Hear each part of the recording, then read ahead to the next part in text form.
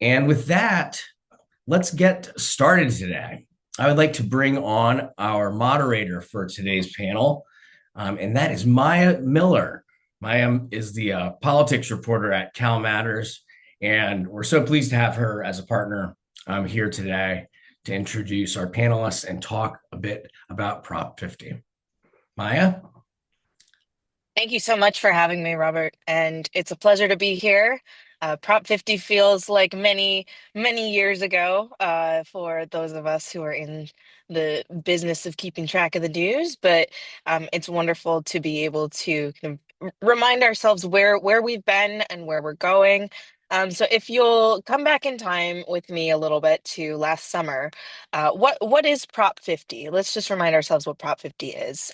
Prop 50 was a ballot measure that asked voters to redraw California's congressional maps mid-decade to favor the Democrats, with the goal being to flip five Republican House seats to favor the Democrats and shore up some support in swing districts. This effort came in response to a mid-decade redistricting push in red states, including Texas and Missouri, which was urged on by President Donald Trump, who was understandably worried about keeping control of the House in Republican hands, because if Democrats are to retake control of that chamber, the Republicans would lose control of Congress, and therefore the president would lose his any opportunity to pass party line um, legislation to get his agenda through. So, how did Prop 50 pass? Well, the California Democrats really embraced Governor Gavin Newsom's proposal and urged voters to support Prop 50 as this way to do something, to answer this call that so many frustrated Democrats had to fight back, to do something, to push back against the Trump administration. And the governor really campaigned heavily on this message of protecting democracy. He even mobilized these party elites such as Barack Obama, superstars like Alexandria Ocasio-Cortez, to really energize voters.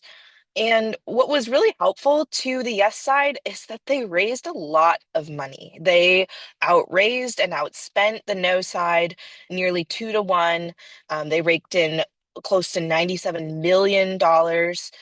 And therefore, the yes side in November won by a nearly two-thirds margin, which is a staggering figure. And, most analysts thought that it would be an uphill battle for the yes side, but really the um, the call was made shortly after the polls closed, I think just seconds after the polls closed on election night. And most analysts are attributing the successful framing of this yes vote as a vote against Trump um, to the yes side's success. And that paired with a disjointed and underfunded no side of the campaign really paved the way for the yes side to come out on top. So then, who was the opposition, you might ask? So the No on 50 campaign largely was split into two groups. There were the California Republicans, who framed this measure as a power grab by Governor Newsom and the Democrats. And then there was this group of independents, these disaffected Democrats, these champions of good governance, who argue that just because Texas was redrawing their maps and gerrymandering did not mean that California should follow suit, change its own constitution, get rid of this independent redistricting commission, and basically follow in Texas's lead, tit for tat. So, understandably, since Proposition 50 has passed, there are legal challenges, or there have been legal challenges from the opponents. The Republican Party immediately launched a Hail Mary lawsuit with help from the Trump administration, the Trump White House, to ask a federal court for an injunction on these maps. They wanted to keep these maps from going into effect and argued that to the court, that these maps violated the Voting Rights Act as an improper racial gerrymander. Then, just last week, this three-judge panel rejected those arguments that the Republicans were making and said that California Democrats really were only using Prop 50 as a partisan gerrymander, which is constitutional, and did not find evidence that to support the Republicans' claims that this was an unconstitutional racial gerrymander of the maps. So that leads me to our discussion today of what happens next. And I'm thrilled to introduce our speakers on the panel today. We have Saun Bell, Executive Vice President of Power California. We're joined by Mike Bonin, Executive Director of the Pat Brown Institute for Public Affairs. And first, we will hear from Eric McGee, who is the Policy Director and Senior Fellow at PPIC, which I'm sure many of you follow their statewide polling. Eric, wonderful to have you here today. Before we jump into the panel, would love to hear a bit from you, just post Prop 50 and take us through some of your work. Thanks so much, Maya. So I guess are you guys going to be managing the slides on your end? Just wasn't because I can put slides up I've got it here, on Eric. my end. Okay, great.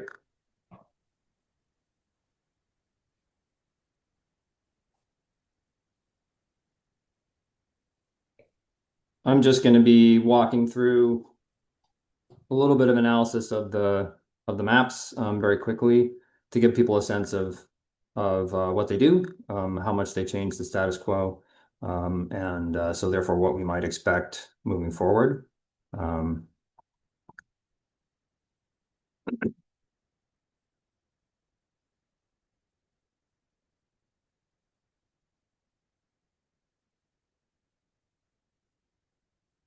Sorry, Robert, did you say you were going to do the slides? Yes, Yeah, okay, cool.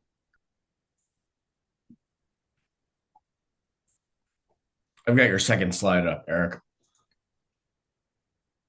Robert, we're not seeing any slides on our end. Oh, weird. Yeah.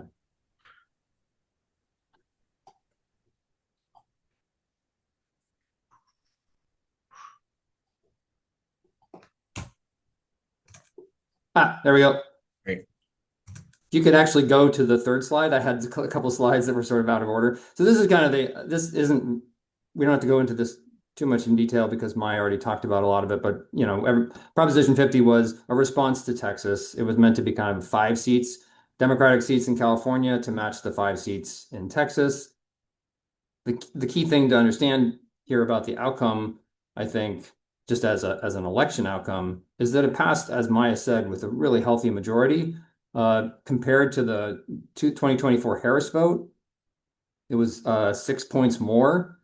So it really looked more like the Biden top line number from 2020. And under the hood, it really reassembled the 2020 Democratic coalition. So there was, after 2024, there's a lot of discussion about how the Democratic coalition was kind of in shambles with a lot of voters of color voting for Trump, a lot of young people voting for Trump, but that kind of all shifted back in Prop 50. So a really big win for the yes side. Okay, now go back to the first slide. So this just gives an overall sense of what the map does. The key to any partisan gerrymander is you want to take the seats that are kind of competitive on the other side, and you want to turn them into seats for your side. And you want to take seats that are really super not competitive for your side and make them just a little bit more competitive, but not enough to be really easily in play. Because the high idea is, if you look on the top plot is the current plan, the plan that was in place before Prop 50. You can see that there are this is showing just the 2024 presidential vote along the horizontal axis. And you can see there's a bunch of dots on that far right. Those are like really, really super Democratic districts. And you don't need districts to be that Democratic in order for the Democrats to win them. And so if you look kind of down into the proposed plan, which is now the actual plan, there's a lot more clustered just above that gray area, just to the right of that gray area, where they're really still very uncompetitive seats but they're not as uncompetitive. And so that allows you to free up some of those Democratic supporters who were previously in really, really super uncompetitive Democratic districts and move them into Republican districts and make those Republican districts turn Democratic, which is, you can also see that on the left side of the plot, there's just not very many. There's basically one Republican leaning seat that's competitive left in the plan. And then there's a handful of seats that are just really not competitive at all, which is fine from the Democratic perspective because, hey, you know, we'll just dump a bunch of Republican voters into a small number of seats. They'll win those by overwhelming numbers, but those Republican voters won't be available to help win other seats in the state, right? So that's just the essence of how a partisan gerrymander works. Okay, so now 2 slides down, if you will. So how many seats will this produce? Okay, go ahead and advance. Well, that kind of depends on what kind of election you're talking about. If we were going to just rerun the 2024 election, the interesting thing here is, and just base it on the presidential vote alone, the 2024 presidential vote alone in those districts, and just assume that, you know, a vote for a Democratic presidential candidate is going to be a vote for a Democratic congressional candidate. Then in the old seats, that would actually produce 41 Democratic seats, which is actually 2 fewer than the Democrats actually won, because they won very narrowly on a couple of Trump-leaning seats. In the new seats, it would be 47. So that's actually, in some sense, a pickup of 6 seats, if you want to think about it that way. Okay, advance the slide. But what if we had like a 2018 election, which was a really good election for Democrats? If we kind of shift everything to meet that outcome, then under the old seats, we win 47 seats for Democrats and actually only 1 more seat under the new plan.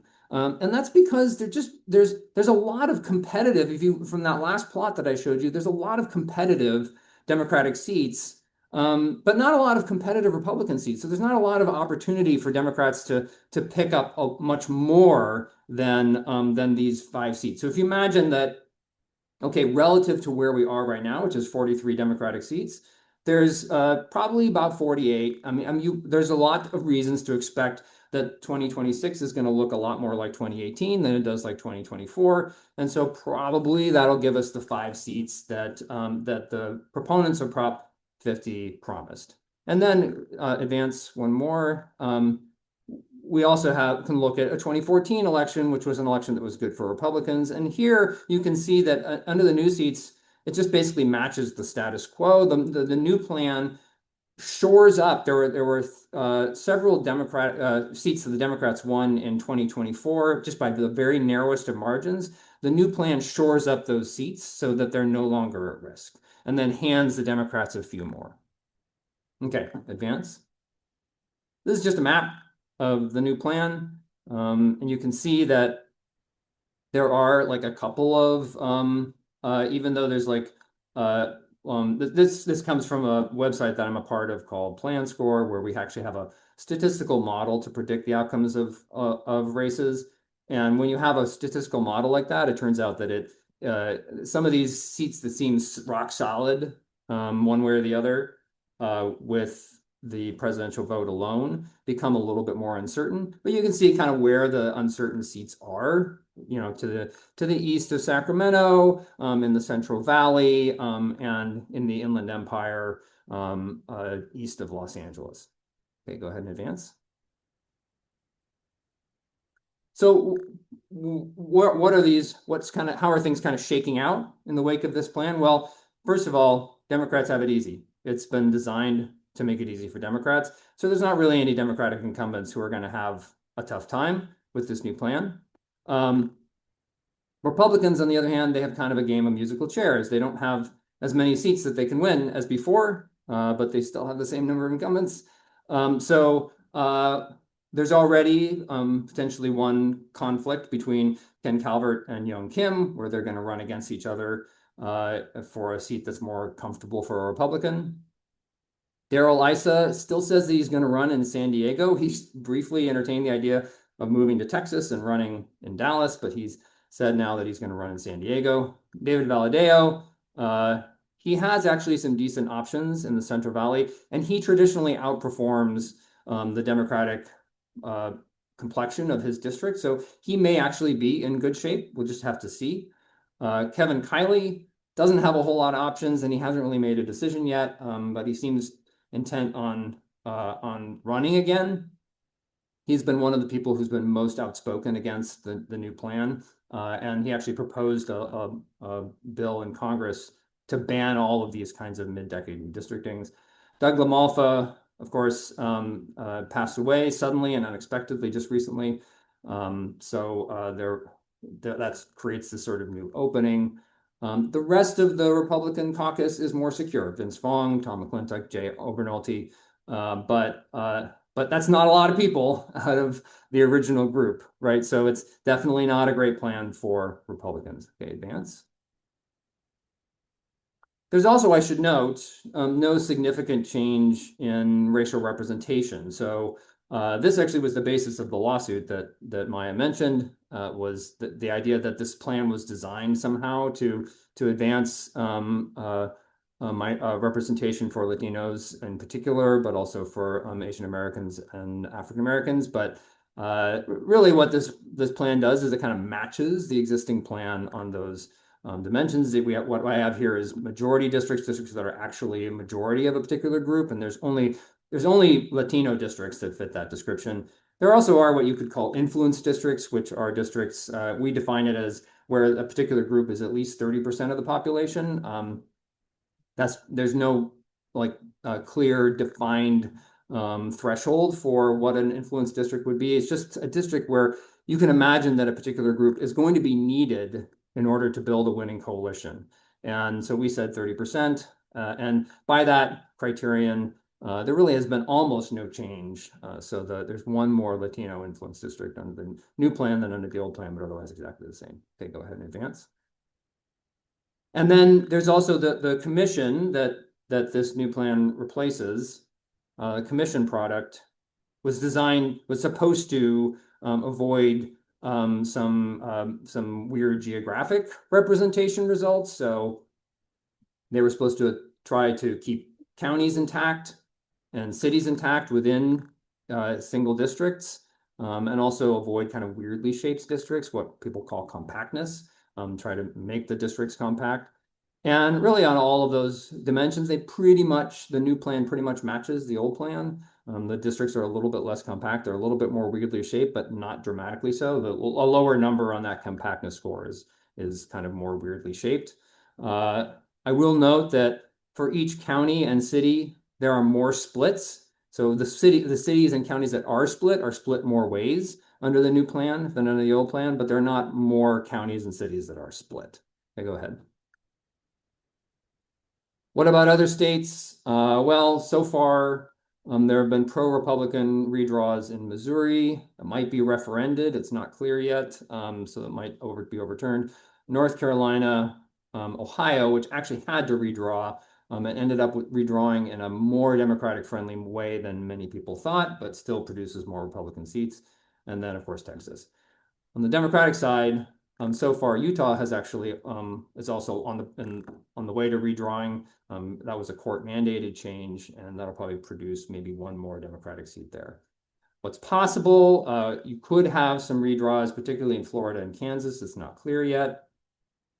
You could have some kind of pro-Democratic redraw in New York. There's a lawsuit there, but that would maybe only produce maybe one, maybe two more Democratic seats. Virginia is actually starting the process of doing a more serious gerrymander, and so we'll just kind of have to see what happens there. And then in Indiana, the state Senate actually rejected the idea of doing a gerrymander. So that one seems to be off the table for now. Okay, next. Oh, and then, yeah, the bottom line here is that there actually is so far very little net change overall, which is not necessarily what people were expecting when we launched into this whole thing, but nonetheless, the net change is pretty small. Okay, go ahead. Lawsuits may, however, lead to more changes. There was, of course, the one that we keep mentioning here, which is in California, the racial gerrymandering claim against Prop 50, that the whole point of the plan was to draw more districts for voters of color. That doesn't seem to be going anywhere, but nonetheless, there was that lawsuit. Nationally, there is the possibility that Section 2 of the Voting Rights Act will be overturned. If that's kind of the last remaining piece of the Voting Rights Act, Section 5 has essentially been gutted already. If Section 2 is also gutted, it would open a lot more Democratic seats to attack, but probably not in time for the 2026 election. The court probably isn't going to rule on that case until June, and that may be too late for a lot of states to make changes. But we'll just have to see how all that unfolds. Nothing is certain. Okay, go ahead. And that's pretty much all I got for now. And I'll pass it back over to Maya for the panel. Thank you. Thank you so much, Eric. Really appreciate your insights there.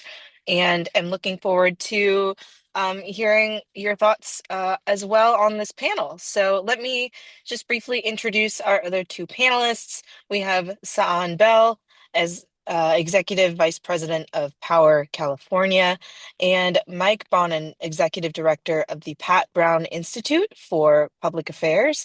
Welcome, both of you, and thank you for being here. I just wanted to kick off the panel with sort of a broad-based question about redistricting and California's kind of unique commitment to the Independent Redistricting Commission. You know, what is it, I guess, what does it say about the voters and the electorate that folks were, what do you think convinced voters to return this map drawing power to the legislature for this cycle, given the national political picture? And what do you think of that outcome? Let's start with Saan, because I'm really interested in sort of the young voters, the voters of color that you work with. Talk to us about that. Thanks, Maya. Appreciate it. Good morning, folks. Happy to be here, talk about this. I think the biggest thing is, given the national landscape and the back-to-back crises, voters who did not vote, and for voters who did vote, either way, folks are saying, we didn't sign up for this. Young people in particular are very clear about the conditions and are horrified, by the direction, right, of this country. So, it passing, was no surprise. And I'll give a very specific example, particularly in a place like Fresno County, in which, Power we do we've been building out a lot of civic engagement infrastructure on the C3 side of things. Voting has been notoriously low for a multitude of reasons. But for Prop 50 in particular, it passed by about 8,000 votes. And the numbers are still coming in Fresno County, but that's a really big deal for a place that is considered a place where there's low voter turnout, and where, the demographics are considered more conservative. But a lot of that has to do with the terror, right, that ICE has brought into Latino and immigrant communities, and also the economic promises of change for young people and their families have not come to fruition, right? And so, it's not surprising that, folks came out to vote for this, right? I do think that it is bad for institutional integrity in the long run, but at the same time, institutional trust and trust in government is at a all-time low, right? So folks are looking to people that are willing to stand up and fight, and actually follow through on their promises. And I think that in the larger context of the political landscape and all that has happened since last year, that many voters believe, young people, new voters, believe that whatever's happening at the national level, it's not fair. Fairness is not going to be reciprocated back into our community, so we have to take our destiny into our own hands. And I'll stop there, Maya, and turn it back over to you. Yeah, wonderful. Mike, I want to turn to you. I know Oops, Oops, sorry, I sorry, I think we've think we've gotten a gotten a little little echo. echo. But But given given your your experience experience with with the the Fed Fed tapes tapes in in Los Los Angeles, Angeles, um, talk to talk us to us about about how how these these new new Prop Prop 50 50 rules rules address address this this need for need for transparency. transparency. And And is there is there any any concern concern that that voters voters should should have have about about the the legislature legislature drawing their drawing their maps maps again? again? Well, yeah, I mean, there's a lot of concern that people should have about the legislature redrawing the maps again. Back when I was in office, I was very closely aligned with electoral reform movements about public financing of campaigns, about independent redistricting, about ranked choice voting. So for many of us, this was a really, really hard pill to swallow. But I think many of us looked at this sort of as political chemotherapy. Is you needed to have some necessary poison in order to kill something even worse, which was the existential threat to democracy.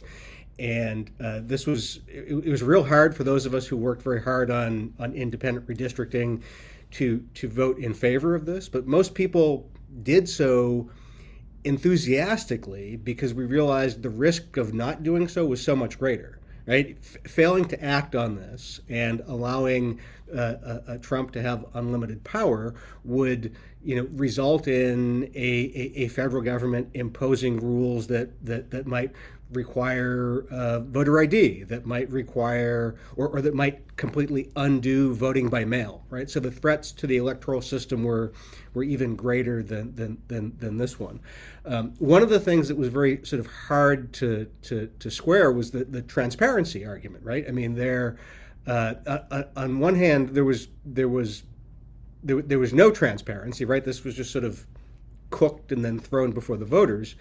Uh, on the other hand, it was as Eric's analysis just pointed out, it was probably one of the best jobs that sort of insiders did in coming up with a map because it didn't make a lot of changes to a lot of the other imperatives that people had had. The thing that strikes me about the Fed tapes, which is what you asked about, is people were shocked by the sort of brazen conversations on the Fed tapes that came out in October 2022, which spoke about the redistricting process here in Los Angeles. There were two parts to the Fed tapes, right? There was the expression of bare knuckled realpolitik about how politicians actually talk about redistricting, and then there was the over the top, brazen, ugly racism, and it was the ugly, brazen racism that got all the attention. But the conversation about who should have power, whether it's blacks or Latinos or renters or homeowners, that's not complete. That's not uncharacteristic of how the process works. What we had with the independent redistricting process was something that took those considerations out of it. So what we're seeing with Prop 50 is a restoration temporarily of the kind of process that we might have seen in the Fed tapes, absent the ugly discussions. And for those of us who worked on electoral reform, the fact that this has a sunset is key. But I think a lot of us are worried that once you've opened the gates, it's very easy for a legislature to find ways around sunsets in the future. Absolutely. And speaking of sunsets, I just wanted to direct a question to you, Eric. This is framed as a temporary measure. Like, do you think that this will actually, and I suppose everybody can jump in too, but uh, do you think that this will actually be temporary? What should voters be thinking about? And, should people be concerned that there isn't necessarily any legal or procedural trigger that would force this to um, sunset as it says? What's to keep the legislature or the governor from, you know, extending this new map past the date which they said that they would bring the redistricting commission back in? Yeah, that's a good question. I actually would flip that on its head and say that the status quo in the law now is that it will sunset.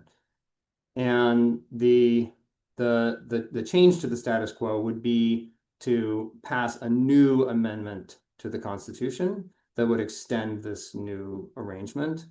The Constitution says that it's at the beginning of every decade, the Redistricting Commission draws the districts. There actually was some discussion early on in this whole process about whether the legislature could just step in after the commission had drawn its districts. So the law, technically speaking, only says that the commission gets the first bite at the apple. And then some people were saying, well, okay, so then why couldn't the legislature just come in after the commission has drawn districts and draw a completely different set? My guess is that would be a tough sell in the courts because it would effectively neuter the law completely.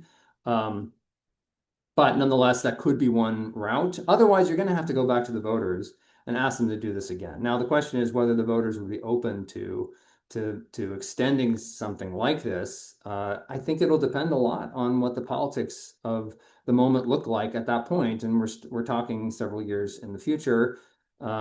Really, we're in this just extraordinary period, the last like 30 years or so, where the balance of power in the House of Representatives has been just as close as it's ever been for as long as it's ever been in American history. It's really amazing. It's unusual. Usually by this point, one party would have developed a more larger and more durable coalition. And then historically speaking, redistricting kind of fades into the background as a fight when control of the House is no longer really up for grabs, right?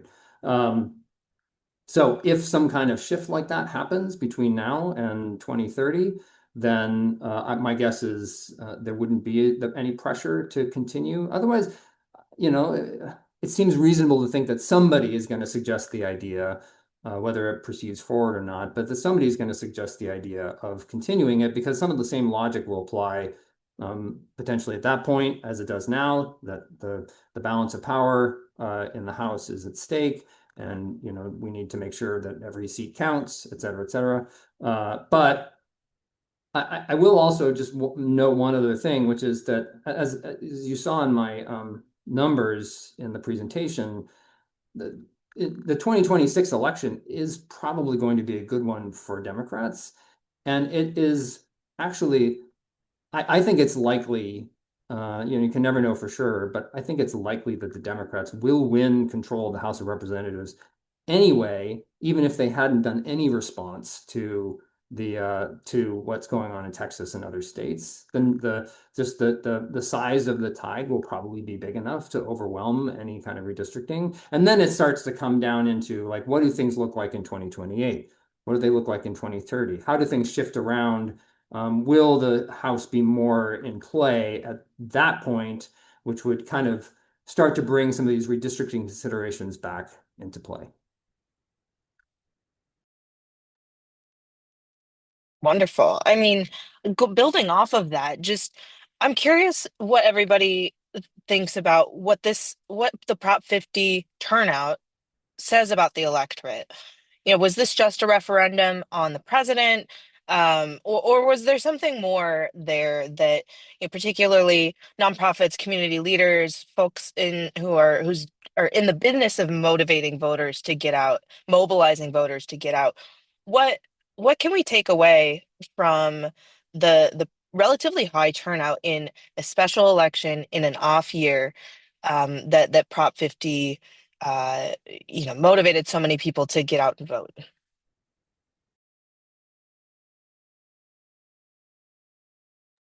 Not everyone all at once, please.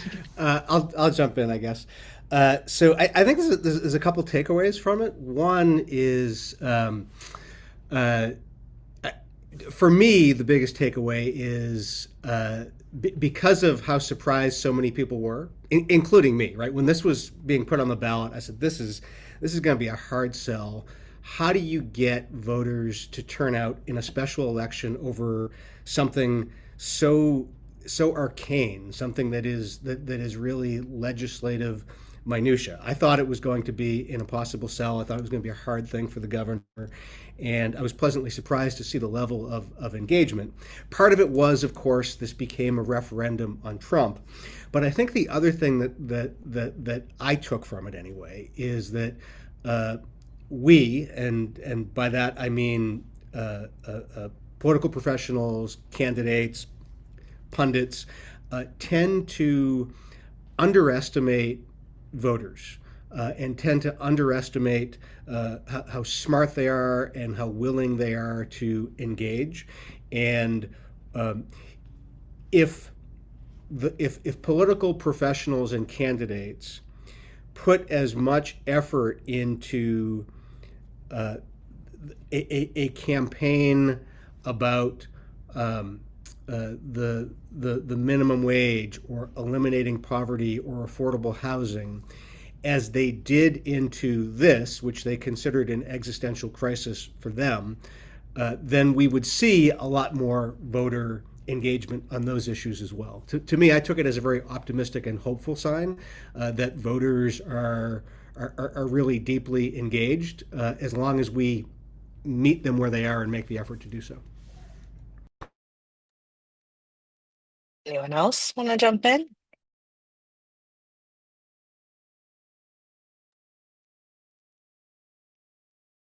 I named this early on, but check on what Mike shared. The economic conditions and the psychological terror of like what is happening. For me, like from what I've seen with my family, from what I've seen, at the doors, families being torn apart, really motivated folks to get out to vote. So I do think a huge part of it is a referendum, on this administration. And another big part of it is that where folks are at economically compared to where they were maybe, 20, 30 years ago, folks are really struggling, right? And to Mike's point, if we put as much energy into, the actual things that folks care about, we could really rebuild the trust in democracy and institutions. I don't think that it is the same democracy that we've had for the last 20, like 30 years. To me, the real work is continuing to build off of Prop 50 in a way that not only builds folks' trust, but sustains that trust over time, because a lot of what both parties do is that, their sort of engagement of folks is very seasonal, right? Particularly of voters who don't vote, who are considered low propensity voters, meaning that, they're less likely to vote, right? Even in Newsom's campaign, there was a high reliance on the high propensity voters, getting out to vote. But what we did see was that there were a lot of low propensity voters who were heavily engaged by grassroots organizations and C3 organizations, like many of you here on this call, doing that legwork to educate folks about what is at stake and what they could do, right?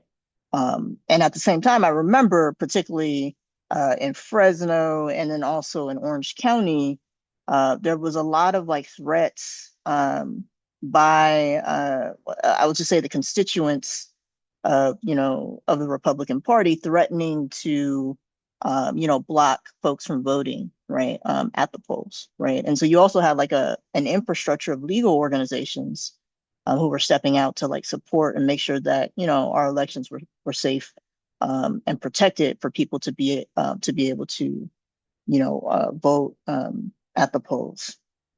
But yeah, I think that the biggest thing is that, it's important for us to continue to like seize the moment and like what we have done and to build on that and think about it as a year-round approach versus the seasonal approach that many, both Democrats, Republicans, and independents have taken that has gotten us to the situation, right, in the first place. But I do have deep faith and trust that, the way that California democracy operates at a baseline level, that if there are another big decision like this, that we would bring it, to the voters versus where Texas just imposed, whatever it wanted to do on its voters, right, without asking them for their votes. I'm very interested in this sort of idea of trying to capture lightning in the bottle of, the Trump effect. How even if he's not on the ballot, he is still this force in, that people see in their daily lives that is polarizing.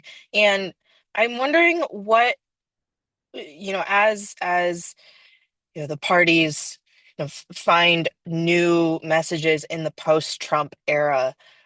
How do you create excitement and energy and motivation when there's not as as concentrated of an existential threat to democracy or to our way of life? Like, how do you make people excited about affordable housing in that way? How do you make people excited about economic mobility in the same way? Do you have some thoughts on that, especially for the folks on this call who's are in the business of motivating voters and getting people to engage? Yeah, I can jump in on that one. I actually think in some ways it's harder to get people to get motivated about the process stuff and the existential threat stuff. The intensity and the ugliness of the ICE raids have made the existential stuff more real for people. But generally, I think it's harder to engage people on that. I think that the way to get people excited and motivated about things that impact their daily lives economically, socially, like affordable housing, is by talking about those issues in a very, very real way. Right, the mayor's race in New York City was not a real referendum on Trump, right? The mayor's race in New York City was a referendum on the direction of New York City. And Zohran Mamdani managed to engage people very deeply on the issue of affordability. Right? People saw him talking and hanging out with street vendors and taxi drivers. It was a level of real engagement with real people and a real conversation about issues that people really cared about that I think made a difference. And I think, frankly, I think nonprofits have a much better handle on the issues that are impacting people's daily lives than most political professionals do, because they come from the same communities, they come from the same demographics. And I think that nonprofits have a real important role to play in civic education and civic engagement because of that. Can I hop in here, Maya? Please do. I mean, y'all, so, for me, right, your power, we work on economic, issues, and that includes housing, that includes like jobs. And I'm glad Mike brought up the Mondami, Mondami as an example. But the reality here is in California in particular, folks are really excited about affordable housing, right? Housing is the number one issue prior to like what was happening, last fall. Housing was in fact the number one issue for Californians, right? The challenge has been in the legislature, right? It's been challenging and difficult for advocates, for nonprofits, for everyday regular Californians to be able to advocate for simple things like rent control, right? So you have like a lot, and this is the inherent contradiction of California, right? You have a lot of, elected leaders who are making these promises that when they finally get into office, they do not follow through. And I think that's the stark difference between Mondami and many of these California legislators is that, not only did Mondami talk to folks on a very deep level, but he was like deeply integrated and deeply authentic. And as soon as he got into office, he followed through. They passed universal health care, right? He's cracking down on the unfair landlords, right? Not universal childcare, excuse me.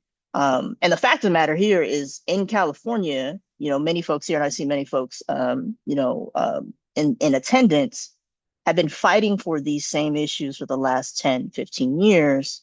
but have been more or less thwarted by, elected leaders in the legislature on whatever committee, whether it's the judiciary or whatever, that are preventing us from moving these policies that actually help, Californians on a massive scale. Now, what I predict and see in the future, right? Even with Newsom, he made comments about, the genocide. I think that Californians, voters in particular, are tired of the same old, the status quo, right? So something like really has to give, right? And I think voters really chose themselves more so than they actually chose, to follow the leadership of, the Democratic Party here in California. Maybe some voters did. But I think that California voters will continue to choose themselves. And I think someone said, I don't know if it was Mike or Eric, um, California voters are really smart, right? And so it is going to get to a point where if politicians, elected leaders do not follow through on their promises, right, that they will eventually sort of be voted out, or folks, right, who do in fact follow through on their promises, or we continue to, have like the seesawing of where Californians are engaged at a high clip versus they are not engaged because of their lack of trust in the institutions and elected leaders who say they're going to do a thing but don't actually follow through because they're beholden to, big corporate interests or billionaire interests that are stopping them from progressing these actual policies that make a difference in people's like day-to-day lives, right? Palpable differences that people can actually touch, feel, and see, which they don't see, right? Which, correlates to, their lack, right, of engagement. But I do think that we're going to start to see a lot of things at the local level, and that we're going to start to see a lot of grassroots leaders who are actually, similar to Mondami, who are rising, right, hyper locally, and will be moving things and following through, on their promises. And just to follow up on that, if I might, because we're seeing the emergence of those type of leaders in Los Angeles in the past couple election cycles, particularly at the Los Angeles city level. And I think one thing that is key about what those candidacies have been doing, and I think this is something that is really important for the nonprofit sector, is those people during their campaigns and after they get elected are spending a lot of time and resources explaining how to make change, why local government matters, and how it produces results that people want. Pat Brown Institute is housed at Cal State LA, which is the most Los Angeles of educational institutions in the city. Almost everybody here is from Los Angeles. It's 70% Latino, 60% of the students are Pell Grant eligible, 50% first generation in their family to go to college. Last fall, Pat Brown Institute did a very deep dive study with students over the course of a semester, asking about their feelings about civic engagement and political participation. And the biggest barrier that the students identified was not what I would have thought. I would have thought it was cynicism, disenchantment, the system can't change, nobody really gives a care about us. It was a lack of understanding about how to make change because our system of government is so dispersed and disparate and diffused and confusing here. And candidates and nonprofits that lead with civic education, what branches of government do what, how you as a voter can influence them, I think is really, really important. Can I just hop in with one quick point too? So in our polling at PPIC, we asked people what the most important problem facing California is, and also what the most important problem facing the country is. And actually, for California, it's what Soon said. It's affordability, it's housing, so forth, cost of living. Nationally, it's actually threats to democracy, is what people say the most. So I think it does depend on what level of government you're talking about. And I think my guess is it's going to be, the question was about turnout. My guess is it's going to be comparatively easy this fall to get people to turn out to vote, and actually also in June to get people to turn out to vote because they're engaged about these national issues. But the affordability issues that are affecting people in California are not really about threats to democracy, right? It's about governing and decision making at the state and local level. And that in California is going to be kind of an intra-democratic party struggle. And so it's really less, I think, about mobilizing people to turn out and more about educating them about who they should support if they want particular policy change. At the local level and in the primaries where a lot of key decisions get made in California, it's very hard to know which candidate is what because there's no party labels that you can rely on. And so that kind of voter education becomes even more important to try and help people distinguish one candidate from another and where they should place their vote in order to produce the change that they want to see. Absolutely. So as we wrap up this panel portion, I want to ask you all, what is one thing that every community leader, nonprofit, philanthropist, funder should do today or can do today to prepare, their constituents and their audiences for the changes that are coming in this 2026 election cycle? What is an action step today that these funders and nonprofits can think about doing? And Son, if you want to start, I'll throw it to you. Cool. Yeah, I'll land this plane because I know we're slightly behind. The bottom line for me is that, we can't think of this as a persuasion election, persuading people to get out to vote. It has to be an infrastructure election. This is how we have to think about it as C3s, how we have to think about it as funders is how do we sort of fund and invest and build out the civic infrastructure of today and now that can continue to be built upon right over the next 10 years. And so I really think that the biggest, return on investment, of course, obviously, is voter registration, turning folks out, but also specifically in California, really looking at the parts of California where there are high concentrations of voters, but not as much civic infrastructure and building those out, right, long term. Because actually, those are the places that most Californians are moving to because of the affordability prices, which is inland, Central California. And then the third thing that I'll say is, deeply, deeply investing in relational organizing. People are tired of being inside, right? There's a lot of social media fatigue, a lot of ads, a lot of those things. People are tired of being outside. And so I do think 2026 and beyond are going to be years in which people are going to be outside and want to connect and be with other people. So I do think that the relational organizing aspect is going to be super crucial. And I'll turn it over to you, Mike. And I will be brief. As I mentioned before, civic education, giving people the knowledge about how to make change, and then building the civic infrastructure, giving people the tools to create the mechanism for lasting change. And I would say I second everything that everybody else has said.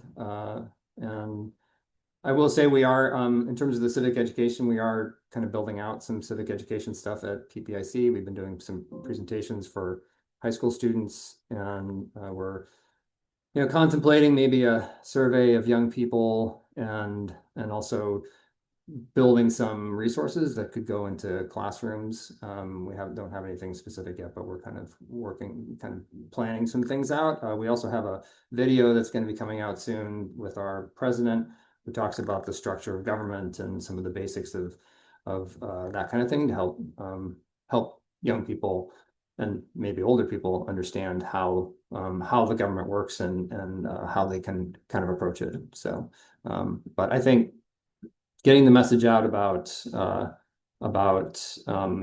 how people should act, where they should press to make the change that they want to see, I think is really important.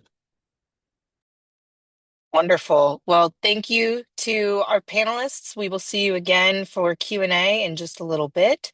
But I would love to bring in James and James Woodson, the co-founder and executive director of California Black Power Network, for a conversation about some of the work that you've been doing, particularly when it comes to uh, communities of interest and voting power for Black Californians. So, James, it's wonderful to be in conversation with you.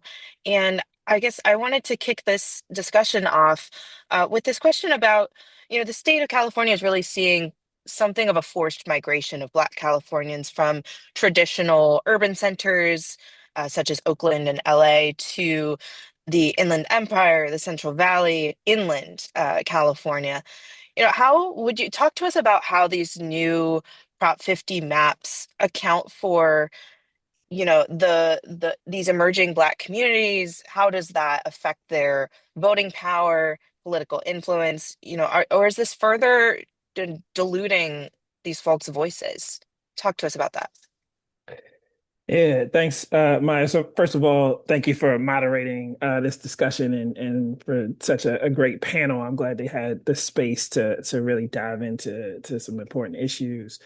And I appreciate the way you framed the question, right? Like, the folks in the first panel talked about it, but you know, when we talk about the housing issue, California has not really been that great and kind to Black Californians. There has been this sort of forced migration out of these kind of urban hubs that you mentioned.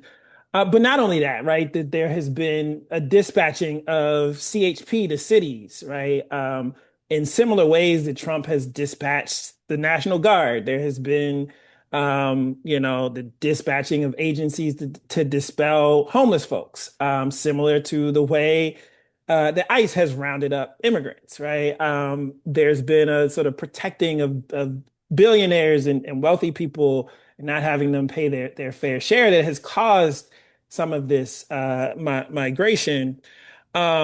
But the reality is that it was what it was. And so in 2020 and 2021, when we were engaged in the redistricting process, essentially our strategy was to look at those two different kind of dichotomies, right? That there were still people in LA and Oakland, right? They have not lost their Black population. And so those folks need to be represented.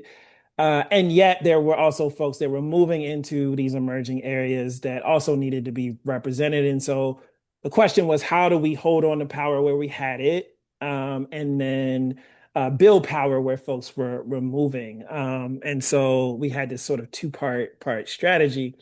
I think it was also important for us to not just think about Black communities. How do we also sort of come together with other communities of color to make sure that there were compromises, that there were, that there was an accounting for the fact that communities of color tend to live in some of the same neighborhoods or next door to each other. So how do we sort of have these discussions behind closed doors so that when we are, advocating in front of the commission, that there was some unity. And so we did that in a few formations. And, shout out to the Independent Redistricting Commission. I know there's at least one commissioner on the call now, but I think they really sort of incorporated a lot of what the community wanted to see throughout the state. And like, while it wasn't perfect, I don't think we expect any of these processes to be perfect. We do think that the commission listened and respected the community's desires, goals, aims in the process. And I think that's why it also was important that we had somebody like a Paul Mitchell, for instance, to be a part of drawing the maps that ultimately became Prop 50. Because I think he ultimately, and he and his team incorporated a lot of what the commission initially did. I think Eric showed the sort of stats that showed that there was not a whole lot of difference, when you look statewide between the maps that the commission drew versus the maps that Prop 50 put forward. That said, I think we still got to acknowledge that there were some splits in communities of interest that hurt not only the Black community but other local communities, right? And it's hard to tell a community that's been split that they have to sacrifice for the good of the nation or for the good of democracy, while I think that might be true for them, right, they still feel a level of disenfranchisement and feeling like they have lost their voice. Maybe a few examples of that I would lift up is that both in Sacramento and in Long Beach, Black communities of interest got split from being sort of held in two districts to being now kind of split across three districts. And, again, while that may sort of look like a very sort of minor thing to when you're looking at the national map, again, those folks in those communities, right, advocated to be held together, at least in some part, and now have to, experience this sort of breaking apart of their communities. Similar things happen in sort of East Contra Costa County and Stockton, where Congressional District 8, was sort of a district that had a lot of Black population, and there were pieces that were then sort of paired with other parts of the Bay Area or paired with sort of going towards Stockton. And again, there was a lot of work to make sure that those districts were held together, and so again, I think overall, right, folks feel like, okay, this was an opportunity to sort of defend against what we were seeing in Texas. But again, you had still these kind of local pockets that, would feel like, hey, this is not giving us as much voice as what we fought for in the 2020 and 2021 cycle. For sure. And I guess before we open it up to questions from the audience, I wanted to talk to us about, for the nonprofits and community leaders in these split areas that you're talking about, particularly, I don't know if you mentioned Lodi or parts of the Central Valley as well. You know, how should nonprofits and community leaders in these places be thinking about changes to their advocacy strategies, so that their resources are best secured, at the federal level, and that these folks do have as much of a voice as they can? Yeah, I mean, I think maybe a couple of things that I would say. One is, right, I think, and the previous panel sort of mentioned it, the I think that the partisan fights that we currently are seeing play out in national news or even in the state have to be sort of broadened to more of, um, even once we have these elections, like what is actually delivered on, right? That um, the interest, I think somebody said it in the chat, but the interest of political parties or even elected officials are not necessarily always aligned with voters, right? And so I think that one, folks have to kind of keep their eye on the prize. And while we're also sort of playing defense against what we're seeing from the Trump administration, from the federal government, it's important to kind of stay on offense, and really sort of build out a vision of what people actually want to see. What we know is that the sort of the world that we saw before Trump was not really working for people and ultimately produced what we currently have. And so the goal should not be to just try to fight Trump, fight the federal administration, and go back to what we had, right? It's about trying to build out a new vision. And that might mean, right? That might mean different ways to do democracy. That might mean things like ranked choice voting and proportional representation. And, maybe there's slight changes to even the way the independent commission works, right? To make it more open and sort of easier to engage, right? But I think that is the key, is to really, in sort of our ecosystem, we talk about three Earths. There was the Earth the way it was. There's the Earth the way that, sort of MAGA has come into to play and sees the world. And then there's this new Earth that we think needs to be birthed. And I think it's important to sort of, for folks to engage community members to really think about what that earth looks like and be advocating for that while we're defending against authoritarianism and fascism. For sure, making sure that you do both things at once. It's not mutually exclusive. Well, James, thank you so much for this conversation. I want to keep you on camera and bring the other panelists back as well. Want to open it up for any questions from our audience. I believe that you can raise a hand or put a question in the question box, and Robert will help us field some questions from the audience. Thanks, Maya. We've got a question here, and I'll start right off at the top. Do you think the effort to remind people that democracy works and this still works because Prop 50 is a mandate from the people and not from the state legislature? Does this messaging have any benefit to democracy and continued voter engagement long term? In Texas, it was a different story, and the people were not given the opportunity to vote.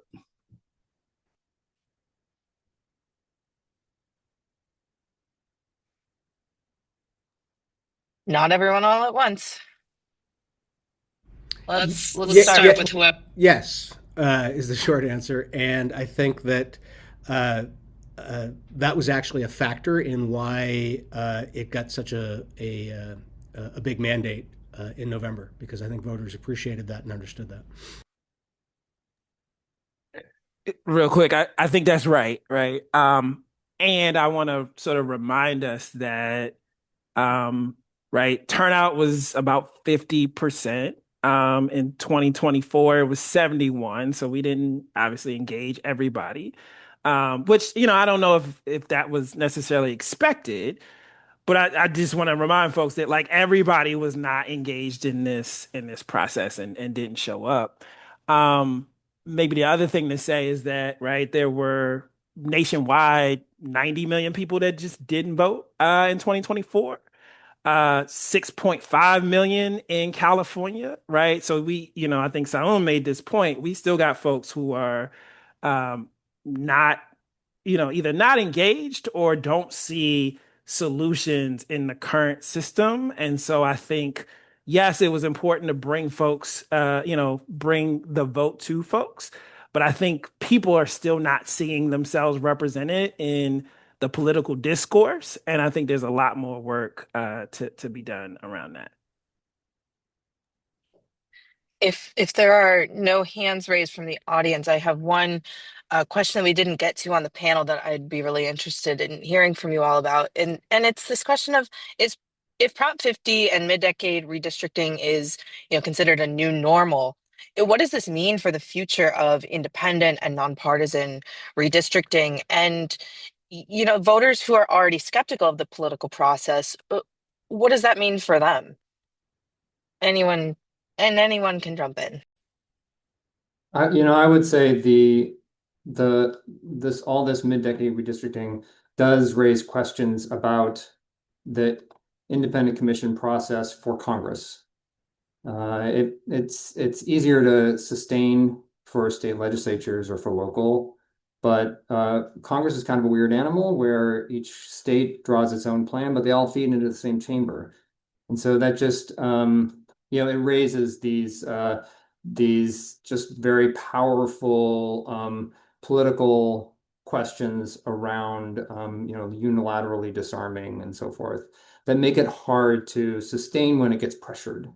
So in that respect, there is a solution, which is to pass an independent commission law nationally. Congress has the explicit authority in the Constitution to regulate the time, place, and manner of congressional elections, and they could pass, and in fact tried to pass under H.R. 1 in the Biden administration. They tried to pass a law to impose an independent redistricting commission process on all congressional elections, and it just couldn't get out of the Senate. But if you could manage to make that a priority or push it through somehow or whatever, that is actually an option and maybe the best option moving forward.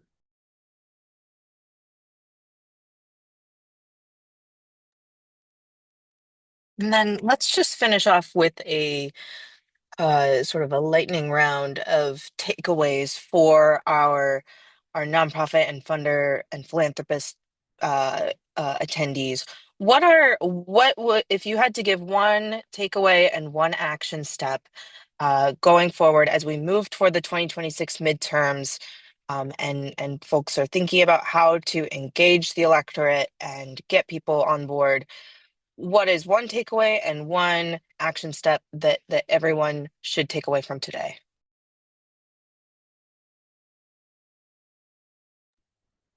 I can jump in and start. Maybe it's a two-parter. One, what Saun said about being outside, right? That people want to be more in community, right? Like we think about post-pandemic, people are tired of being sort of cooped up in the house and want to engage with other people. But I think what's important for nonprofit leaders in the nonprofit sector is to not just engage people by like talking at them, but to actually like listen and have sort of this two-way conversation, right? That I think that there's a tendency for us to like tell people how they should feel about a certain thing, or how they should vote, maybe on a ballot initiative or something like that. But I think people are really looking for community and to be listened to. And I think that'll be really important as we move forward.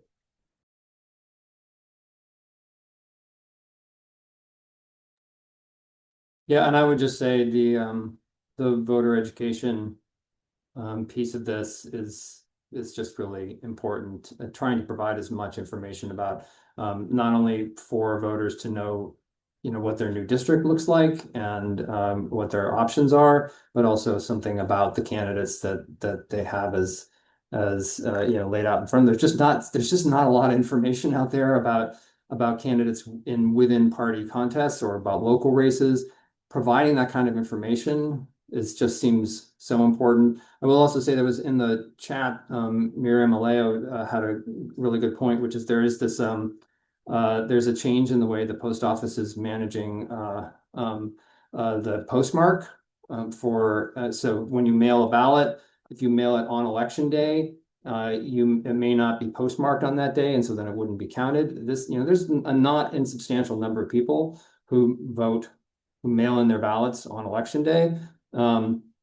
This is going to be an issue mostly for rural voters, but not exclusively. So just really, I think, super important to get that message out there that people should not mail their ballot on election day. I think that's probably the bottom line. The safest thing is to mail it the day before or earlier. And if they haven't mailed it by election day, they should go and deliver it in person. I know we're a little over, but just Mike, San, any last thoughts? Takeaway is people want change and people want to be part of making change. And so advice to nonprofits is invest in civic education and in community organizing so they can do so. Thanks. Yeah, for funders, investing in civic infrastructure and building out that civic muscle long term, not on the seasonal level. And for nonprofits in particular, we all have our constituents and our audience, and we know them best. So really sort of connecting with them and really talking to them about the day-to-day issues that they're facing and tying that to why they should be engaged, civically, and how they can make change. Thank you so much. We'll turn it back over to Robert to close us out. Thank you so much, everyone. What a wonderful conversation. This discourse was very timely and comprehensive. We really appreciate you all joining us and lending your expertise to our community. We also appreciate everyone who attended today. And thank you for engaging through the chat and with your questions and answers. As a follow-up here, everyone will be receiving a recording of this event with the slides and the resources referenced throughout. I believe some of our panelists have included their contact information in the chat, and I'd be happy to include their contact information in the follow-up email as well. So with that, thanks so much for joining us. Have a wonderful rest of your week. Take care of one another and be well. Thank you, Robert. Thanks, Sean. Bye now.